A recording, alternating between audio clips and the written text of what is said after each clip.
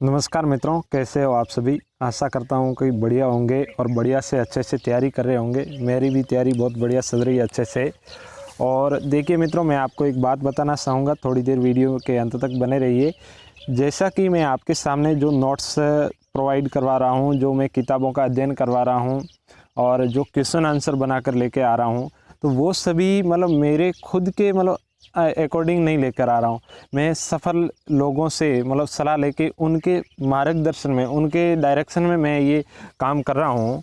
तो आशा है कि आपको ये सारा काम पसंद आ रहा होगा और अच्छे से तैयारी होगी। ऐसा नहीं है कि एक जो किसी को पता ही नहीं है न ऐसे यूट्यूब पे डाल देते वीडियो, ऐसा नहीं है।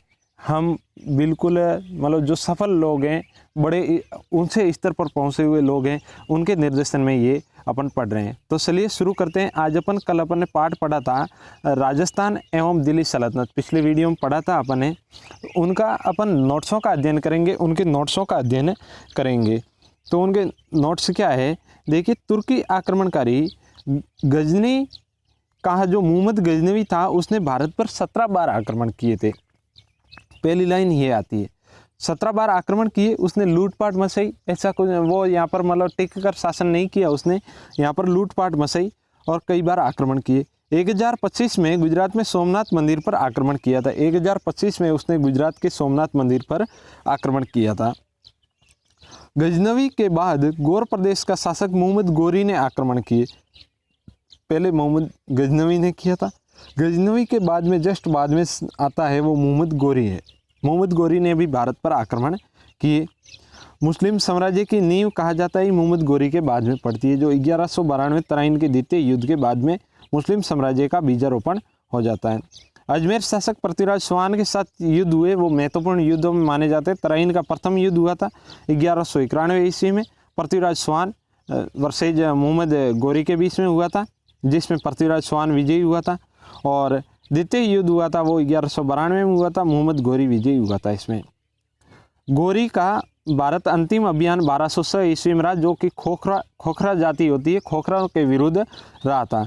झेलम नदी के किनारे खोखरों के विरुद्ध रहा था इनका जो अभियान है अंतिम, और खोखरों के द्वारा ही इन गोरी की हत्या कर दी गई थी झेलम नदी के किनारे। गोरी का गुलाम था एक सूबेदार कुतुबुद्दीन ऐबक, जो उत्तराधिकारी बना था इसके मोहम्मद गोरी के बाद में। अगला है दिल्ली सल्तनत की स्थापना। दिल्ली सल्तनत की स्थापना होती है 1206 ईस्वी में। पहले मोहम्मद गोरी, मोहम्मद गजनवी आए, उन्होंने टिक कर यहाँ पर साम्राज्य नहीं किया, और दिल्ली में सल्तनत की स्थापना होती है 1206 ईस्वी में। अंतिम पानीपत का युद्ध जो कहा जाता है 1526 में इब्राहिम लोदी की पराजय के साथ, ये दिल्ली सल्तनत की जो ये इनका अंत होता है पानीपत के प्रथम युद्ध के बाद में, जो इब्राहिम लोदी की पराजय हो गई थी। इसके बाद में यहाँ पर दिल्ली सल्तनत का अंत हो जाता है और येमूस शासक बनता है।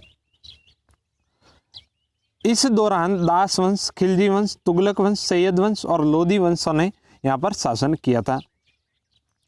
अगला है, इसी राजस्थान में अपन पढ़ते हैं दिल्ली सल्तनत के समकालीन राजस्थान के जो शासक हुए थे, उनमें से एक है हमीरदेव चौहान। हमीरदेव चौहान के बारे में अध्ययन करें मित्रों, तो अपन रणथंभौर के चौहानों का सर्वाधिक महत्वपूर्ण शासकों में से एक थे हमीरदेव चौहान। इनकी जानकारी हमारे को प्राप्त होती है हमीर महाकाव्य, जो कि नयन सुंदर सूरी द्वारा रचित हैं, और हमीर रासो, जो कि जोधराज द्वारा कृत हैं।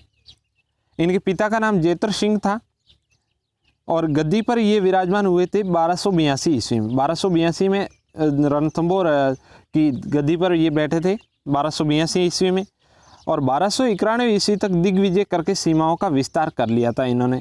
2-3 साल के अंदर ही इन्होंने अपने साम्राज्य को बहुत ही बढ़ा लिया था। विजय किन किन के साथ की थी इन्होंने? भीमरस के शासक अर्जुन हुआ करते थे उस समय, उनके साथ विजय हुई कि धार के परमार शासकों को भी पराजित किया इन्होंने। मेवाड़ के समर सिंह को भी जीता इन्होंने। आबू वर्धनपुर, जिसको काठियावाड़ कहते हैं, पुष्कर, संपा, त्रिभुवनपुरी, इनको विजयी करते हुए अपने साम्राज्य का विस्तार किया था। देखिए, खिलजी वंश का संस्थापक किसे माना जाता है? खिलजी वंश का संस्थापक माना जाता है जलालुद्दीन खिलजी। जलालुद्दीन खिलजी, और जलालुद्दीन खिलजी का आकर्षण हुआ रणथंभौर की ओर 1291 में जाहिन दुर्ग पर आक्रमण किया और इन्होंने अधिकार किया, और 1292 में फिर रणथंभौर जीतने का प्रयास किया, लेकिन ये प्रयास क्या रहे, असफल रहे, इसमें अब ये सफल नहीं हो सके।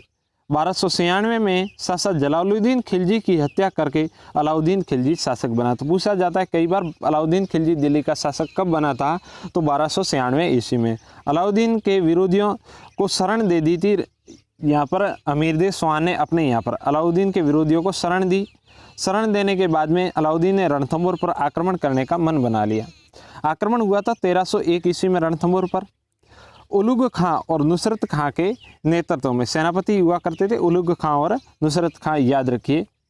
जाहिन पर अधिकार कर लिया अलाउद्दीन खिलजी ने, और नुसरत खां मारा गया। उलुग खां जान बचाकर भागा। अलाउद्दीन खिलजी फिर खुद मतलब सेना लेकर आया और सल कपट से सेनापतियों से संधि वार्ता की। सेनापतियों का नाम था रणमल और रतिपाल, ये हमीर देव के सेनापति थे। 1301 में रणथंभौर पर अलाउद्दीन खिलजी ने अधिकार कर लिया, और कहा जाता है कि हमीर देव ने 17 युद्ध किए थे, उसमें से 16 युद्धों में लगभग विजयी हुए थे। अंतिम युद्ध जो 1301 में अलाउद्दीन खिलजी से सल कपट के कारण हार चुके थे। अगले शासक हैं उस समय दिल्ली सल्तनत के समकालीन रतन सिंह, रावल रतन सिंह, मेवाड़ के शासक। 1302 में चित्तौड़ के शासक बने थे रावल रतन सिंह, और 1303 में अलाउद्दीन खिलजी का घेरा और गंभीरी बेड़स नदी के बीच में जो रणथंभौर का मेवाड़ का किला पड़ता है, वहाँ पर अलाउद्दीन ने घेरा डाला और 1303 में आक्रमण किया। गोरा और बादल द्वारा रतन सिंह को कैद से मुक्त करवाया। पहले सल कपट से रतन सिंह को बंदी बना लिया गया था, और गोरा और बादल दो रतन सिंह के सेनापति हुआ करते थे। उन सेनापतियों के प्रयासों से रतन सिंह को मुक्त करवाया गया। रानी पद्मिनी के नेतृत्व में 1600 रानियों के साथ जौहर किया गया 1303 में। सरदार हमीर जो सिसोदा गांव के थे 1326 में पुनः चित्तौड़ पर अधिकार कर लिया। 1326 में पुनः चित्तौड़ पर अधिकार कर लिया। तो ये कई बार पूछा जाता है कि चित्तौड़ पर पुनः अधिकार हमीर देव द्वारा कब किया गया। सरदार हमीर देव द्वारा, हमीर देव सिसोदिया उनके द्वारा कब किया गया, तो 1326 में किया गया, और सिसोदिया राजवंश की नींव डाली। तो याद रखिए दोस्तों, जो थे रावल रतन सिंह वो थे गुहिल वंश से संबंधित। गुहिल और सिसोदा गांव के अमीर देव होने के कारण ये सिसोदिया राजवंश कहलाया। अगले शासक थे कानड़देव चौहान। 1305 ईस्वी में कानड़देव चौहान शासक बने, जालौर के शासक बने ये। 1308 में अलाउद्दीन ने विशाल सेना से जालौर पर अधिकार किया था 1308 में, और 1308 में सिवाना पर भी अधिकार किया था इन्होंने, जो जालौर की कुंजी मानी जाती है सिवाना दुर्ग, उन पर अधिकार किया था। जाती हुई सेना को मेड़ता के पास मलकाना राजपूत सेना ने लूटा। देखिए क्या हुआ कि जिस समय मतलब अलाउद्दीन खिलजी गुजरात जा रहा तो रास्ता मांगा, यहाँ से रास्ता मना कर देने के कारण अलाउद्दीन खिलजी मेवाड़ से चला गया। वापस आते समय यहाँ पर आक्रमण हुआ। आक्रमण में कहा जाता है कि इनको मतलब जो मलकाना के पास राजपूत सैनिकों ने मतलब इनको लूटा। लूटने के बाद सेनापति शम्स खां और पत्नी को बंदी बना लिया गया। बीका दैया ने विश्वासघात किया। विश्वासघात करने के कारण और जो किले के गुप्त दरवाजे वो बता दिए गए, और 1308 में जालौर पर अधिकार हो गया था। 1308 में सिवाना पर अधिकार हुआ था, और 1300 लगभग 11 के समथिंग जालौर पर यहाँ पर अधिकार हो गया था अलाउद्दीन खिलजी का। तो मित्रों एक बात आपको बतानी, जब जालौर पर अधिकार किया गया अलाउद्दीन खिलजी द्वारा, तो जालौर दुर्ग का नाम क्या रखा गया, जरूर कमेंट बॉक्स में जरूर बताइए। अगले शासक है महाराव शेखा। महाराव शेखा जन्म हुआ था 1433 ईस्वी में। महाराव शेखा जन्म हुआ था 1433 ईस्वी में।